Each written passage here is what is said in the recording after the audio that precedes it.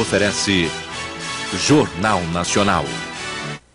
A mortalidade das crianças brasileiras cai. E o IBGE anuncia que a expectativa de vida dos cidadãos subiu 2 meses e 12 dias. Nossos repórteres mostram as novas medidas para tornar a justiça menos lenta. A orientação dos economistas para quem está recebendo o 13º. E por que foi decretada a prisão dos chefes da Igreja Renascer? Um tufão mata quase 400 pessoas nas Filipinas. A chuva faz novas vítimas no sudeste do Brasil. E na seca do Ceará, a água é procurada com uma técnica milenar. Termina a viagem do Papa à Turquia. Parlamentares entram em luta na posse do novo presidente mexicano. E o vôlei brasileiro tenta uma vaga na final do Mundial no Japão. Agora, no Jornal Nacional.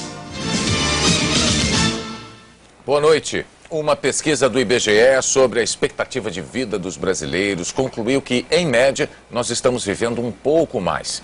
E esta conquista está diretamente ligada a uma queda expressiva da mortalidade infantil nos últimos 5 anos. A notícia é muito boa. Em apenas um ano, nós ganhamos em média mais 2 meses e 12 dias de expectativa de vida.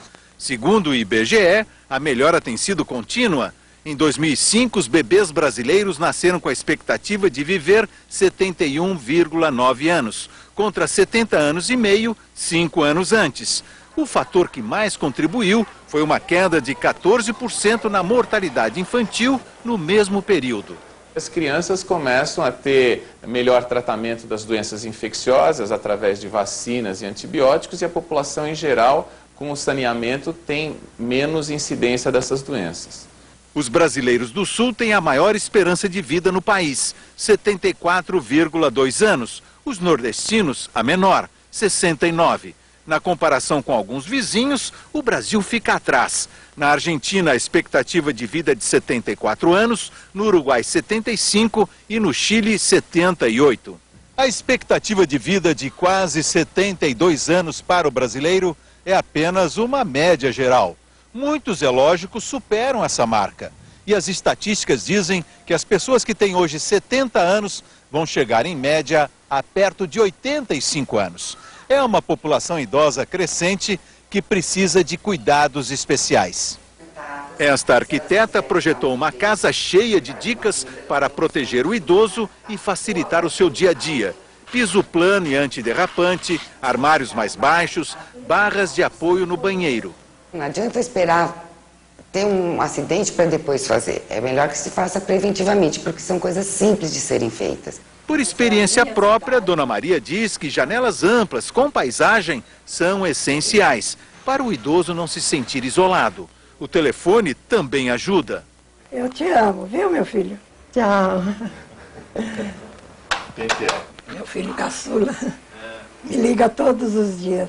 Dona Maria é viúva, tem 4 filhos, 10 netos, 2 bisnetos. Com 84 anos, entrou para a faculdade da terceira idade. Tive aula de política, química, educação sexual. Ela é a prova de uma estatística que favorece as mulheres. Elas têm 7,6 anos a mais de expectativa de vida.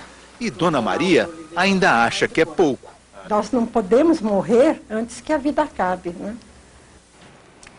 Este Dia Mundial de Combate à AIDS foi lembrado na Esplanada dos Ministérios, em Brasília. Balões formaram a imagem do laço vermelho, que simboliza a solidariedade e o comprometimento com a luta contra a doença. No gramado, em mensagem contra o preconceito, 12 mil estacas tinham nomes de portadores do vírus HIV e de pessoas que não têm o vírus. Em São Paulo, a mobilização foi para esclarecer dúvidas sobre as formas de contágio. Há 20 anos, Américo recebeu dos médicos a notícia de que teria 6 meses de vida. Na época não tinha muita informação sobre a patologia, sobre AIDS, né? E também a gente pensar que isso não vai acontecer com a gente. O decorador sobreviveu graças a novos remédios que minimizaram os efeitos da doença. Hoje, em São Paulo, ele e especialistas explicaram à população como se contrai o vírus HIV. Via relação sexual sem camisinha. Ou por algum tipo de contato sanguíneo, por exemplo, pessoas que usam drogas injetáveis e compartilham as seringas.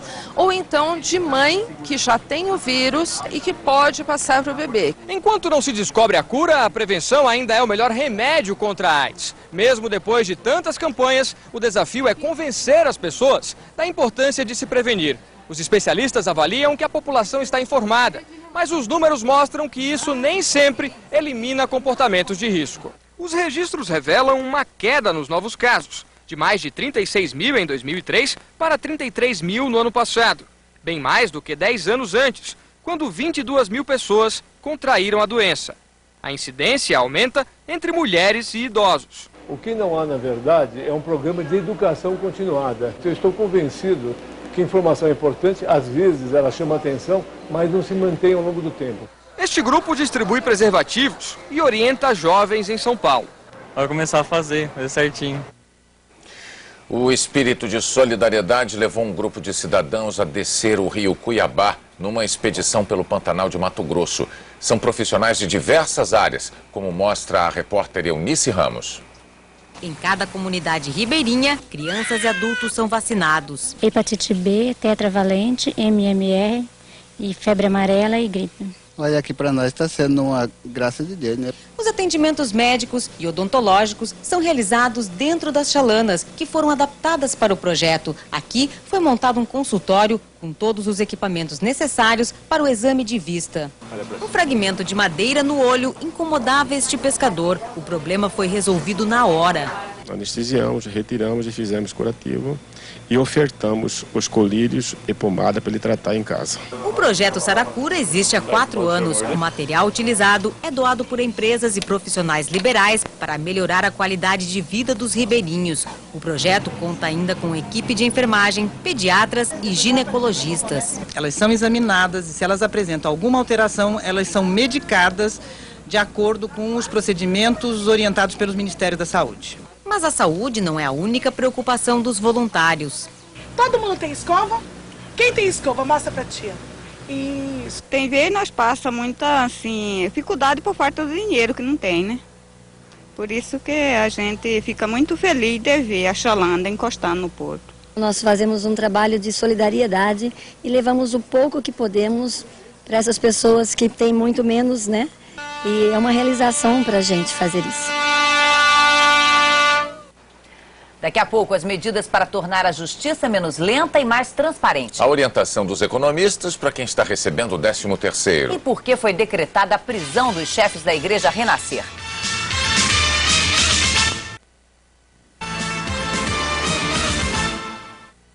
O crescimento de apenas 0,5% da economia no terceiro trimestre provocou reações de diversos ministros hoje. Na semana passada, o governo tinha rebaixado a previsão de crescimento deste ano de 4% para 3,2%. Mas hoje, o ministro da Fazenda, Guido Mantega, admitiu que a economia pode crescer ainda menos. Esses 3,2 haviam sido projetados antes de ter o resultado do terceiro trimestre. À luz do resultado do terceiro trimestre é que eles terão que rever essas contas de modo a saber, bom, se dá um pouquinho mais, um pouquinho menos. Em Porto Alegre, o ministro das Relações Institucionais, Tarso Genro, disse que o resultado era esperado e que no ano que vem os números serão melhores.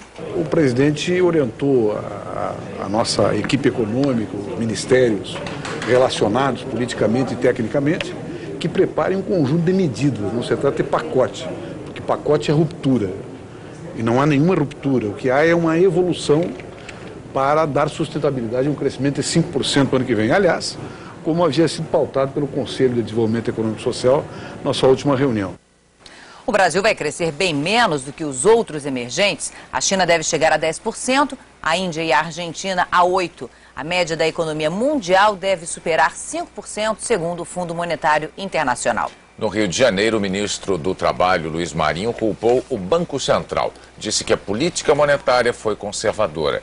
O Banco Central não se manifestou. No fim de ano, quando chega o 13º salário, todo trabalhador se vê dividido entre os desejos de compras e a necessidade de planejar gastos. Em São Paulo, o repórter Rodrigo Bocardi foi ouvir as recomendações de quem entende do assunto. Com a mesma objetividade que embala chapas de aço, Josivaldo sabe o que fazer com a primeira parcela do 13º. Não tem nem como. O correto é eu quitar pelo menos a metade que eu devo. Nem todos os trabalhadores têm certeza de que usar o 13º para pagar dívidas é a melhor opção. Diante das dúvidas, o Departamento de Recursos Humanos desta empresa passou a funcionar também nesta época do ano como uma consultoria financeira para os empregados. Eles se preocupam em saber quais são as dívidas que eles devem pagar primeiro. Então a gente sempre orienta que o funcionário pague o cheque especial e o cartão de crédito, que são os juros mais altos. Este consultor financeiro sugere fazer do 13º um aliado para conseguir juros menores. Barganha acima de tudo, porque se você aplica esse primeira parcela do 13º, você estará tendo dinheiro no banco aplicado e terá muito mais força para você falar com o seu gerente e transformar numa dívida com juros baixos. Ele também ensina como dividir o 13º salário. O trabalhador deve separar 50% para o pagamento das dívidas, 25% para as compras de Natal e 25% para as despesas que vencem em janeiro, como IPTU, IPVA e material escolar. Quem não tem dívida deve aplicar metade e a outra parte reservar para os presentes de Natal e as contas do início do ano. Este professor de finanças da USP diz que o segredo de usar bem o dinheiro está no autocontrole. Pague suas dívidas, se der, guarde um pouco de dinheiro, sempre contenha seus gastos, mas também não se esqueça de viver um pouco a vida, né? Viver a vida é bom e às vezes custa um pouco de dinheiro. E dinheiro também é o assunto do Globo Repórter desta noite. O segundo programa sobre o orçamento doméstico tem revelações surpreendentes. Você que nos assiste, sabe como planejar sua vida financeira? 100 pesquisadores vão ao supermercado e descobrem quantos salários podemos economizar num ano comparando preços antes de comprar.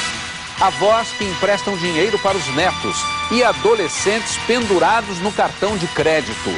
Especialistas advertem para o risco dos empréstimos para aposentados. Nossa super faxineira chega à Itália e já descobriu como fazer faxinas e ganhar por hora.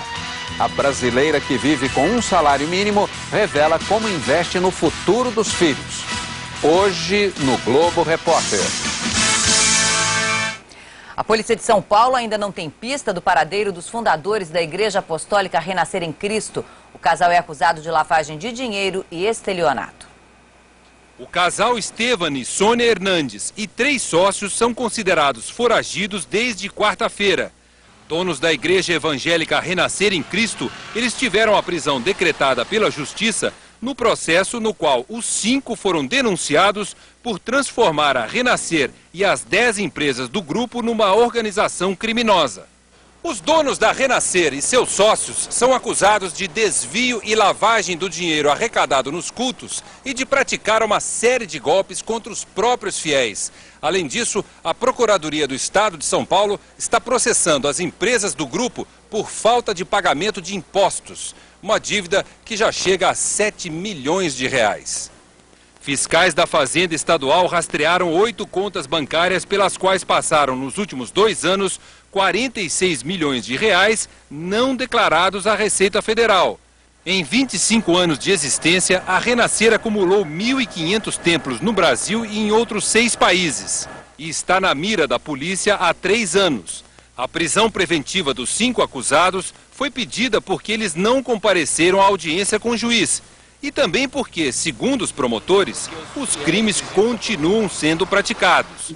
O advogado de defesa nega. O senhor afirma que não há lavagem de dinheiro na Igreja Renascer? Nenhuma consideração sobre o mérito da causa ninguém pode fazer. Nem eu, nem o juiz, nem o promotor. Foi decretado segredo de justiça nesse processo, então, quanto ao mérito, nenhuma consideração pode ser feita por ninguém.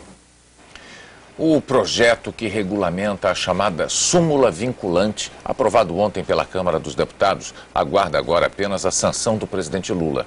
A tal súmula é vista como necessária para reduzir a lentidão dos processos judiciais. Dona Lourdes é viúva e uma entre milhares de pessoas que tentam conseguir na justiça a pensão igual ao salário que o marido recebia. Estou esperando, né? Porque o que eu vou fazer? Não tem outro meio. Em 96, o valor da pensão por morte subiu, passou a ser igual ao do salário. Só que o INSS entendeu que apenas os benefícios concedidos depois de 96 teriam direito à equiparação. Diversos tribunais no país já tomaram diferentes decisões sobre o caso. Algumas pessoas, na situação igual à de Dona Lourdes, ganharam a causa e outras que pediam a mesma coisa, perderam. Só aqui no Supremo Tribunal Federal, 7.000 processos pedem revisão no benefício de pensão por morte. Hoje o Supremo decide e o juiz de um tribunal inferior pode decidir o contrário. E ao dono da ação só vai restar recorrer, buscando no Supremo uma solução que a mais alta corte do país já havia decidido. É trabalho repetido, redobrado. Com a súmula vinculante, depois que o Supremo julgar várias vezes um caso e não houver mais divergências sobre o assunto, poderá editar uma decisão final, que terá que ser seguida por todos os outros tribunais. O Supremo já listou alguns casos, como o de Dona Lourdes, que podem se transformar em súmula vinculante e acredita que isso vá desafogar os tribunais. Com isso, o cidadão, o contribuinte, não mais terá que recorrer a juízo. Isso desafoga, sim, o foro, mas mais importante de tudo é que faz com que a interpretação da legislação seja a mesma para todos. A seguir, um tufão devastador nas Filipinas. Os novos transtornos com a chuva no sudeste do Brasil. E no Ceará, a procura de água com uma técnica milenar. Estudantes enfrentaram hoje a Polícia Militar no centro de São Paulo. Eles protestavam contra o aumento no preço das tarifas dos ônibus e do metrô. Um grupo tentou invadir um ônibus e um estudante foi detido. Os manifestantes reagiram e os policiais responderam com bombas de gás. Segundo a polícia, ninguém ficou ferido.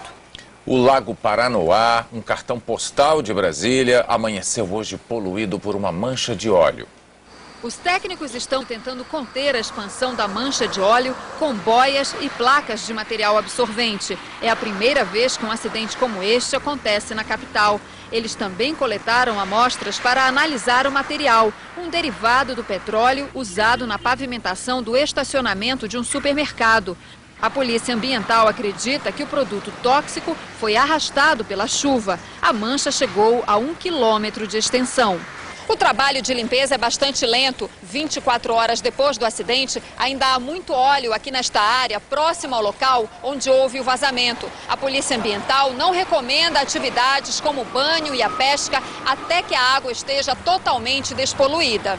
O Lago Paranoá foi criado artificialmente na época da construção de Brasília para aumentar a umidade relativa do ar. É cercado de clubes e mansões. A população também aproveita as águas para a pesca e o lazer. Segundo o IBAMA, o desastre terá forte impacto na fauna e na vegetação. Os peixes devem começar a aparecer mortos hoje. E o resultado do impacto ambiental, ele vai ser observado ao longo de alguns anos. A obra do supermercado foi embargada. A empresa poderá ser autuada por crime ambiental e multada em até 50 milhões de reais. O supermercado responsável pela obra declarou que foram tomadas todas as providências para tentar diminuir o impacto do vazamento e que o incidente foi provocado pela chuva. Subiu para 5 o número de mortos por causa da chuva dos últimos dias no Rio de Janeiro. Um aterro na rodovia Rio-Teresópolis não suportou a pressão da água e destruiu uma casa. 3 pessoas morreram soterradas. Em Nova Iguaçu, na Baixada Fluminense, 250 militares do Exército distribuem donativos aos flagelados. 172 pessoas estão desalojadas. Vamos agora, então, à previsão do tempo para o fim de semana. O tempo esquenta neste sábado em quase todo o Brasil. Uma zona de alta pressão atmosférica no oceano provoca ventos no sentido anti-horário. No continente ocorre o contrário, com as zonas de baixa pressão. Essa combinação atrai e espalha o ar quente pelo país. Em Mato Grosso do Sul, calor de até 5 graus acima da média. Sol o dia todo nas áreas claras. Da Bahia a Roraima, alta umidade provoca pancadas de chuva a qualquer momento. Máxima de 33 graus em Porto Alegre e de 35 em Campo Grande. Até segunda-feira, há risco de temporais com granizo no Rio Grande do Sul e queda de mais de 10 graus em Porto Alegre.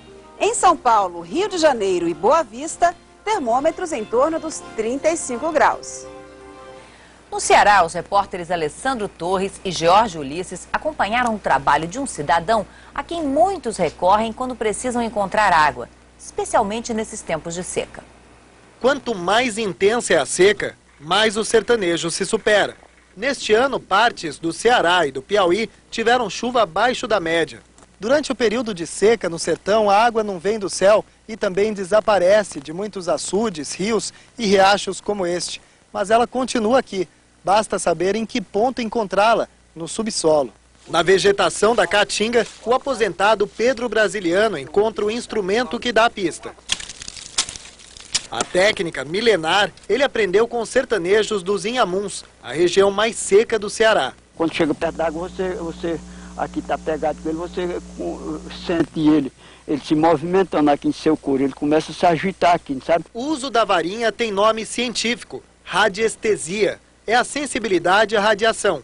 Com a presença do lençol freático, a radiação fica mais forte e o agricultor sente esse fenômeno. Mas é preciso ter muita prática. Seu Pedro diz que é possível saber até a profundidade do lençol. A água aqui é bem rasinha aqui. Analisando a cor e a textura da terra, ele também sabe quando desistir. Onde tem essa terra com essa característica, não pinta água tão perto assim, com um negócio de 30, 40 palmos, não tem. Felizmente, ali perto, o diagnóstico foi dos melhores. O aposentado cavou um poço no terreno onde vive, instalou uma bomba e hoje a água que encontrou chega às torneiras de casa. Um conhecimento que está a serviço dos vizinhos. Ele falou que com 10 palmos tinha água, com 9 eu já vi a água, né? Tem um ano aí que eu estou tomando água na porta mesmo. Só na região, pelo menos 100 poços foram cavados graças a seu Pedro. Ele não cobra pelo serviço, mas diz que é sempre bem recompensado. Feliz eu fico quando eu tenho a notícia que deu a água, né? Do jeito que eu disse, para mim aquilo eu ganhei muita coisa. Há relatos do uso da radiestesia, inclusive na Roma antiga.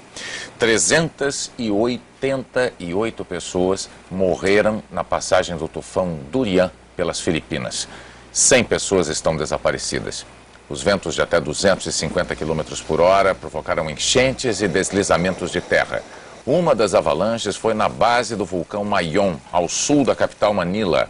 11 mil pessoas estão desabrigadas. O Durian é o 4º tufão a atingir as Filipinas em 3 meses. A seguir, o Papa encerra a viagem à Turquia. Políticos lutam na posse do presidente mexicano. –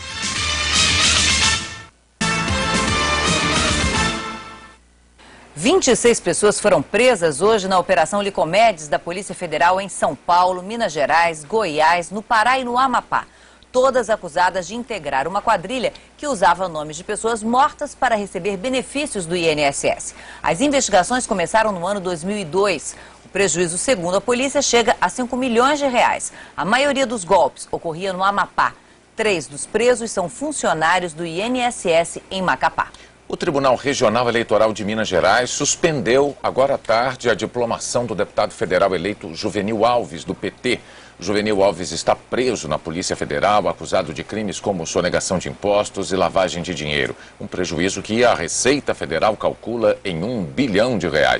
Os processos de cassação de deputados acusados de envolvimento com a máfia das sanguessugas estão praticamente parados no Conselho de Ética da Câmara e quase todos devem escapar da cassação. Vazio e esquecido. Essa é a imagem do Conselho de Ética da Câmara, onde repousam nas estantes 67 processos de deputados denunciados no escândalo das sanguessugas. Essa semana, o deputado Érico Ribeiro, do PP, deveria responder por que os assessores dele receberam dinheiro dos chefes da máfia das ambulâncias. O depoimento durou meia hora. Quase ninguém para perguntar. Ele não é sanguessuga. O relatório do relator será, de certa forma, favorável a mim. O Conselho não parece empenhado em punir ninguém. Além de deixar tudo para depois das eleições, demorou 3 meses para apresentar o primeiro relatório. Na próxima quarta-feira, a deputada Celcita Pinheiro, do PFL, deve ser inocentada. Os casos em que a cassação parecia inevitável estão em banho-maria. Testemunhas e acusados empurram o processo com atestados médicos. Nesse ritmo, o mandato de 62 denunciados que não se reelegeram acaba no fim de janeiro e eles seguem com seus direitos políticos. O presidente do Conselho nega que exista um cheiro de pizza no ar. Diz que quem perdeu a eleição pode responder na justiça comum. E o processo dos 5 reeleitos continua depois da posse em fevereiro. É muito difícil, nós temos 67 processos, vai ser muito difícil terminar os 67 até o dia 22 de dezembro, mas pelo menos 10 processos eu pretendo terminar. O presidente eleito do México, Felipe Calderón, tomou posse hoje em meio a protestos de parlamentares da oposição que o acusam de ter fraudado a eleição presidencial de julho. Desde o começo da semana, o local da posse, o Congresso, estava cercado com deputados acampados no plenário. Não saíam nem para comer. A oposição queria impedir a cerimônia, os governistas garantir que ela ocorresse. O jeito foi fazer a posse num lugar mais seguro, numa hora inusitada. À meia-noite, na residência oficial, o presidente Vicente Fox tirou a faixa, dando lugar a Felipe Calderón, o presidente eleito. Calderón teria que ir ao Congresso para fazer o juramento oficial, como manda a lei. Devemos começar uma nova fase, pondo o interesse nacional acima das nossas divergências, pediu ele. Foi em vão. Esta manhã, os deputados partiram para a briga. A oposição tentou fechar as portas para impedir a entrada de Calderón. Os parlamentares trocaram empurrões, socos. Quando os ânimos se acalmaram, Fox e Calderón conseguiram entrar no plenário. Entre gritos, vaias e aplausos, o novo presidente fez o juramento.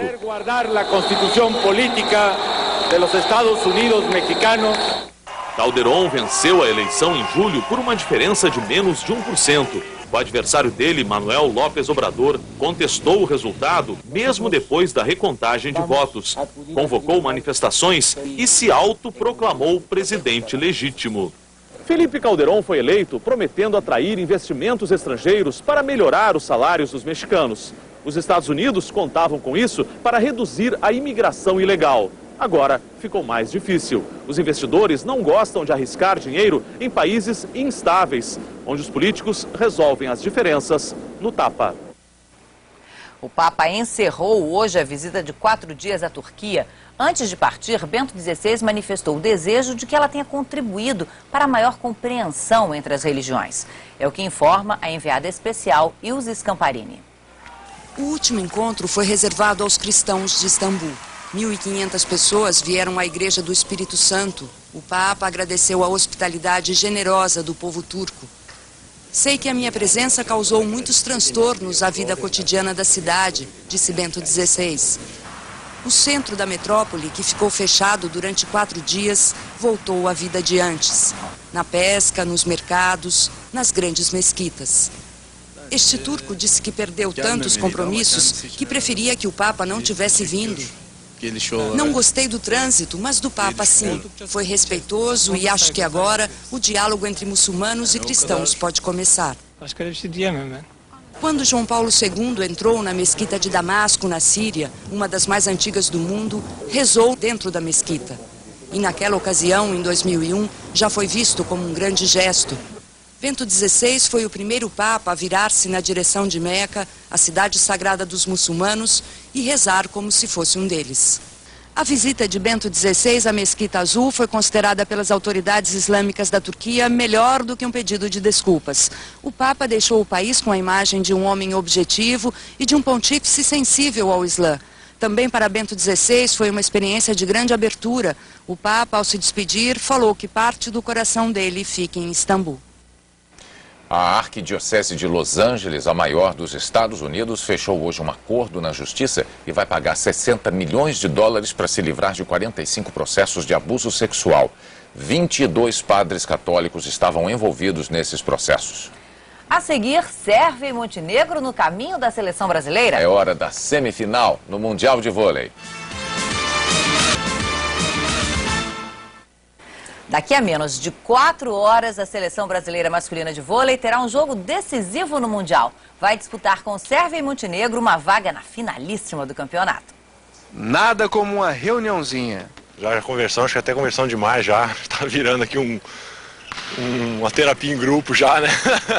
Os jogadores conversaram ontem à noite e chegaram às suas conclusões. A nossa amizade é muito maior do que só o voleibol em si, né? Então isso que ficou bem claro nessa reunião que a gente fez. O levantador Ricardinho havia discutido com Gustavo e Serginho no jogo contra a Bulgária quarta-feira. O motivo? Foi muito enérgico nas cobranças e os companheiros reclamaram. E amanhã na semifinal, vai cobrar naturalmente? Agora com mais tranquilidade ainda, porque realmente falaram que pode cobrar, que não tem problema, que foi realmente uma coisa que se excedeu um pro outro, nervosismo do jogo, tal. Então com certeza agora eu vou cobrar até um pouco a mais. E se eu for ficar bravo comigo de novo, a gente faz outra reunião e resolve tudo. A regra é a seguinte, se é para vencer, tá valendo. O Brasil não perde para a Sérvia e Montenegro, ou a antiga Iugoslávia, desde o ano 2000. Foram 11 partidas desde então, 10 delas sob o comando do técnico Bernardinho. Boas lembranças. Alguns desses jogos foram incríveis, como a final da Liga Mundial de 2003, Brasil 3-2 com 31-29 no último set. Mas a vitória mais sugestiva foi em 2002. Era exatamente o Campeonato Mundial, exatamente a semifinal. O Brasil venceu a Iugoslávia, foi para a final e acabou conquistando esse título pela primeira vez. Nós continuamos chamando de Iugoslávia, você veja, na superstição, nas nossas anotações, com todo respeito, enfim, entendendo as coisas, nas nossas anotações a gente continua, né, lembrando o nome passado em função do que vem dando certo, não muda não, né? A Globo mostra a semifinal entre Brasil e Sérvia e Montenegro, ao vivo, à 1h30 da madrugada, horário de Brasília. O Jornal Nacional termina aqui. Logo mais, depois da série Antônia, você terá as notícias do Jornal da Globo. Uma boa noite para você. E um bom fim de semana.